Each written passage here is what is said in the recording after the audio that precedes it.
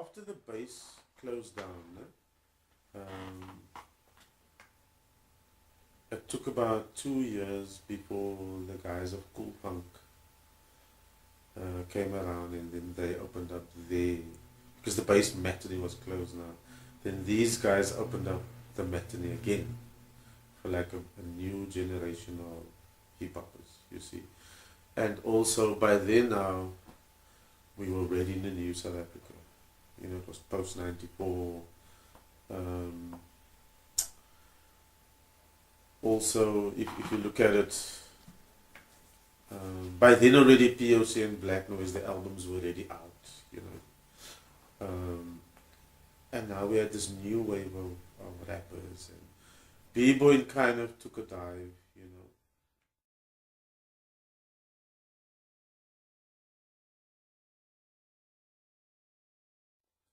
There was a handful, but it wasn't a big thing like dancing was. Yes, now I'm talking rubbish, to you. Yes, only at the base, like I said to you. Another friend of mine, Shamil Adams is his name. The two of us came up with this concept for the base, and we called it the Ultimate Jam. So like once in every 3 months, we would have this event where people would dance and people would rap, you see. So it would be something for the freestyle jackers on house music, and then it would be something with the hip hoppers. So that's kind of how that competition came about. And so there were quite a lot of rappers. I have a lot of photos of that, you know. And it was only at the base. We were the only people operating that. So when the base closed, there was this void, this vacuum. And the guys of Cool Funk, by then I was living in Joburg already, then they started the matinee, the Angels matinee. Angels. So Angels also ran for a good couple of years, then there were also rap shows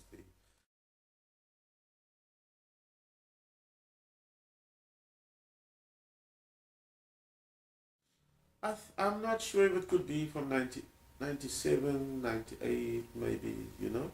I was in Joburg at the time. And also, that's also, look, I mean, there were various times when beef started in hip hop, you know, like, but then also I think that's when the new school, old school's beef started, because now it was a matinee run by people, it wasn't run by Rozzano or the DD, you understand what I'm saying? It was now a new wave of people, you know, and it was different to the base.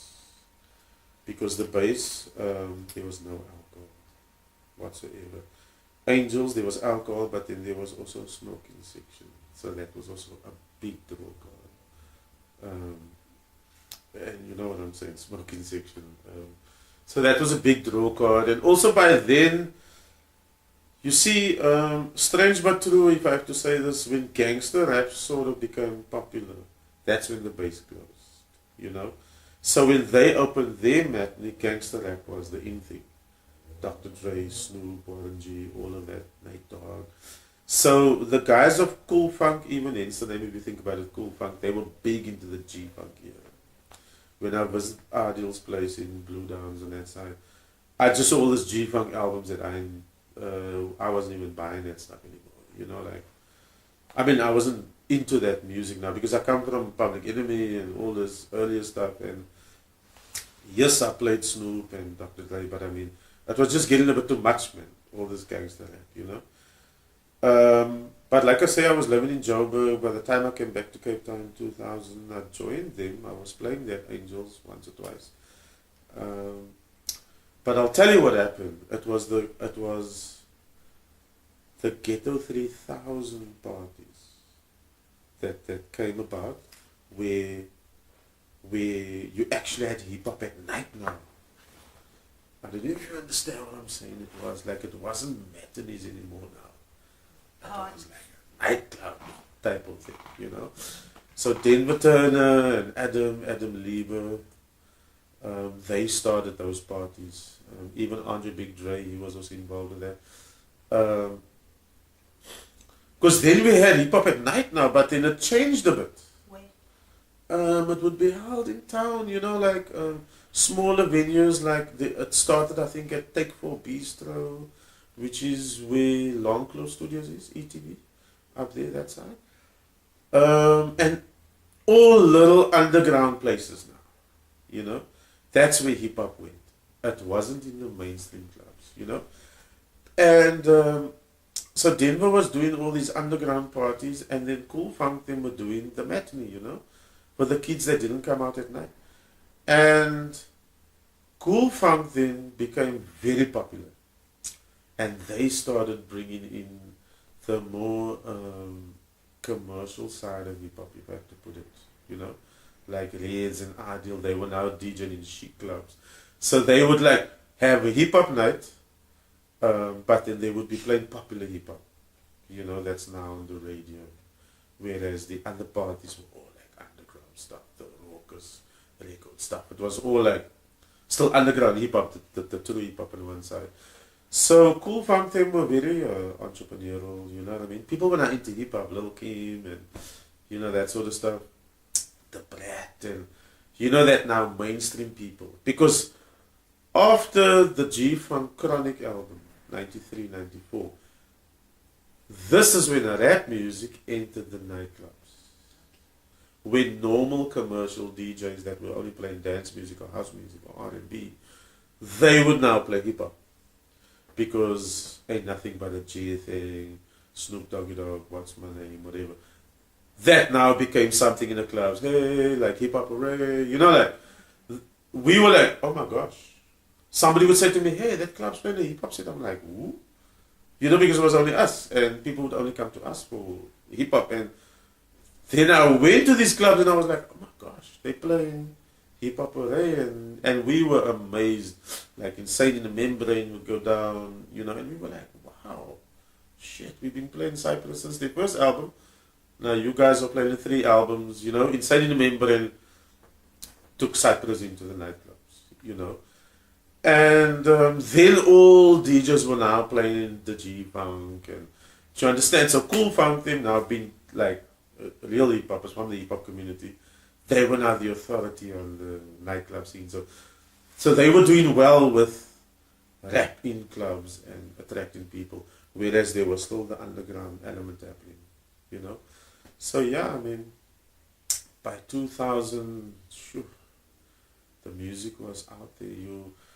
Then we even started getting 2 hip hop nights in one night, you know, whereas it was never like that, you know. It was a niche, it was a little community, it was a frequency of people that could appreciate this music and the lyrics, and they gathered. But now the music coming on the States was just watered down, and you know, entering it became part of normal culture now, hip hop, you know, that sort of thing.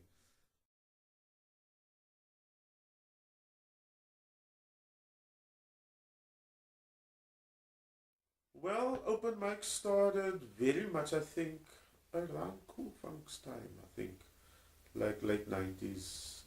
Because at the base, what had happened there was is you were a rap crew and you entered a competition and you performed there. It wasn't about there's an hour of open mic. There was none of that. There were rap shows and you had to deliver, you know. And those who were too shit scared to get up on the stage, they just didn't get up on stage. They never had the confidence or whatever. But I think by the Cool Funk era and the Ghetto 3000 styling, around about there, that's when they gave guys space. Because most times it was, you paid to come to a show to listen to their DJ, to dance to their DJ's music, and then the promoter booked a top rank, a rap act to perform. You know, that's how it was. It wasn't like an open mic. Okay. You know, it was a show. You came to a club to dance and, hey, there's a live show. Favorites performing. But it wasn't about, hey, I will give it the open mic. That never existed. You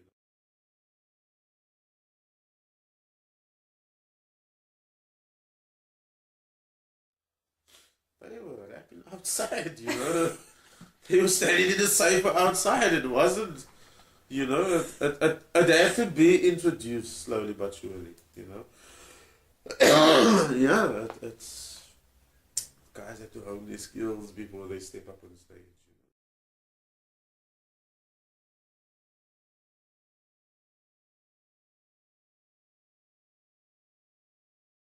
Yeah, they'll be in the corner. Well, but like I say, was the bass.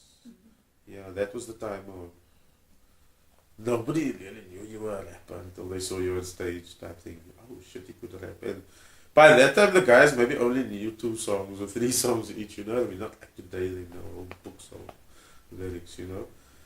Um, but I think the bass element played a big role because Shaheen, Prophets of the City, and Reddy D, and a whole bunch of those guys started doing the workshops on lyrics and, you know, writing. And that's when it changed from just the nursery rhymes everybody was putting together, you know.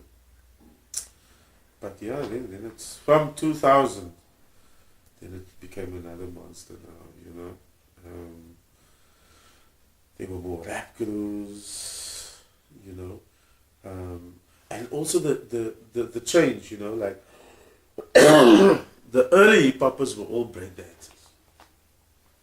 So now you started getting this new generation of hip hop heads that didn't even pop lock at once in their life, but they are hip hop heads, but they're into rap, you know, they're into MCing. So that started happening now, and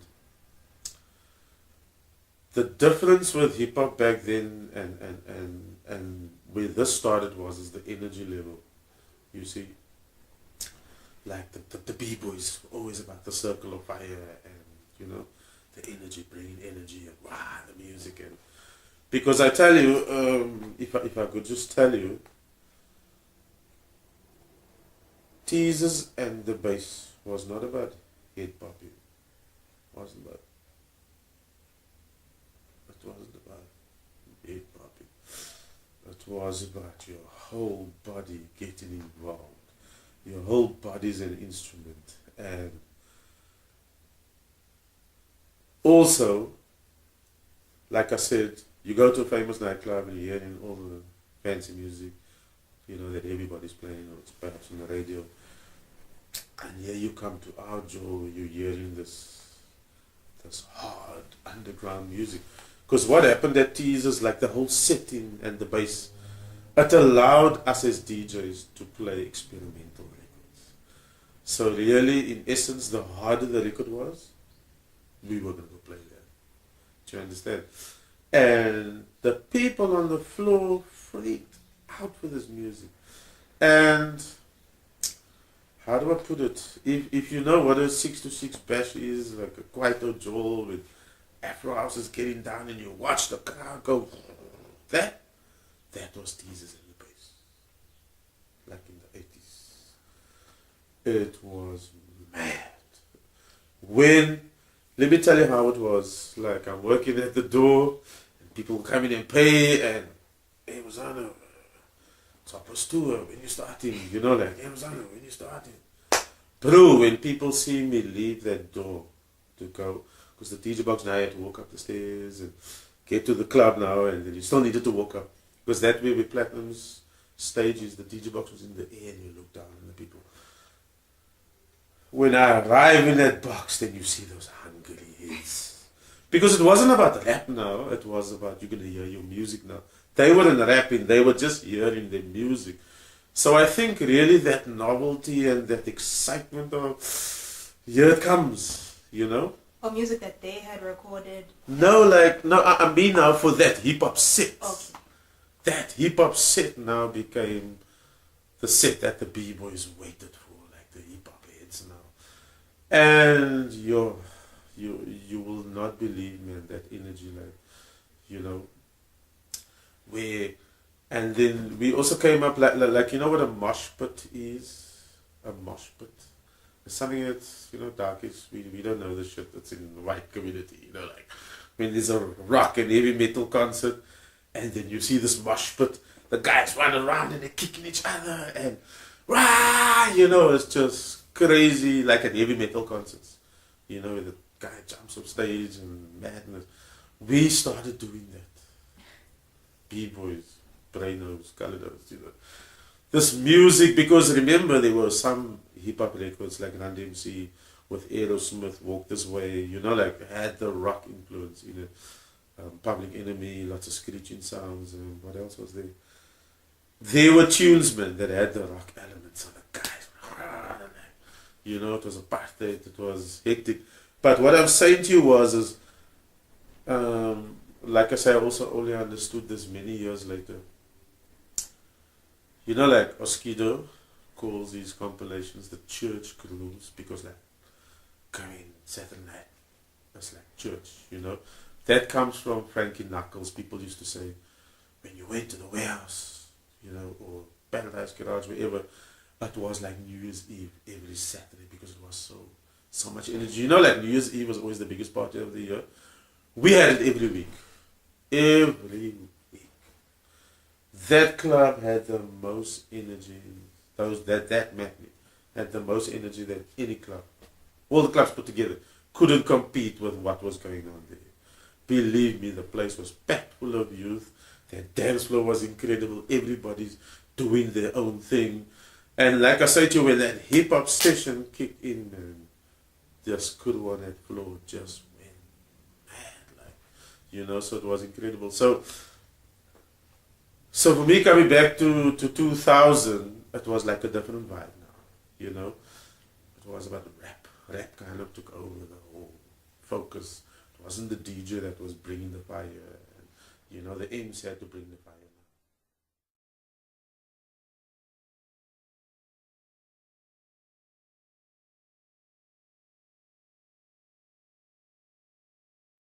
All the time.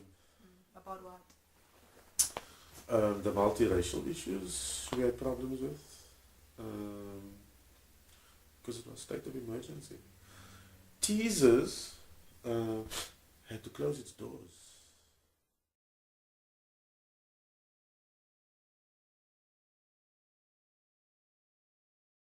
To hide. And if the police want to do, they would push past you. And they never liked the mixing of the people, you see. And so yeah, it wasn't white people never came to color clubs or, you know, black clubs or whatever, you know.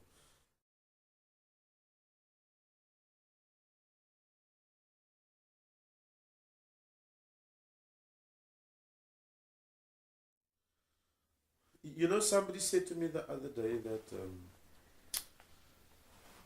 we couldn't be in the paper then. Like, we would have been shut down, you know. So it was a non-spoken about sort of event. You know, like, Brenda Fassie was a good upset in the world, Brenda's there. Thousands of people go. You know, like, that sort of thing. We couldn't, it was just word of mouth. Because of how rare it was. We just carried on doing. Basically, the 80s was a tough time if you were a DJ. It's not like today where you can, you know, there's so many places to go play. You know, you can play at the Shabin, you can play at the club, you can play at the pub, you can play at the festival. Wasn't like that. Like, you had clubs and those DJs were there and they were not going to give you scope. So what happened is we had to create our own, we had to do for self, you know. And that's how we created our own little market for what we were doing. Not even knowing we were building brands, we were, you know, doing all these things that we hear about today. But like somebody said to me, we couldn't have been in the mainstream because then the cops, the authorities